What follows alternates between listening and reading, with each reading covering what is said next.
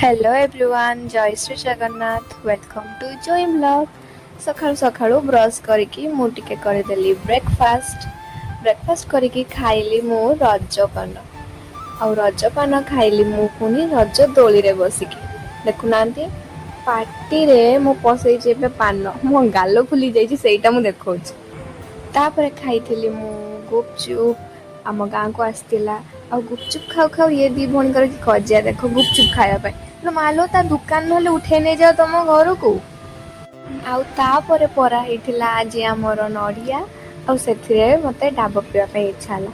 तो मते गोटे डाब फटेकी देले आ मु टिके डाब पानी पी देई गली गाधे की आसिकी खाई देली मु टिके भात भजा आउ डाली आंबुल मते बासना हला से बाहर बासना हला मु सुंगी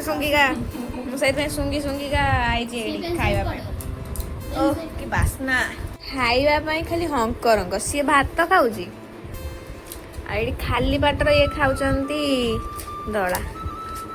आ तांका संगे मु भी खाली बाटर खाउची पेड़ा दीदीटा पेड़ा आउ तापरे खाई देली मु टिके मूंग दाल खाई के गली मु नंदा पाखकू बाऊ उफ कबाऊ कहलु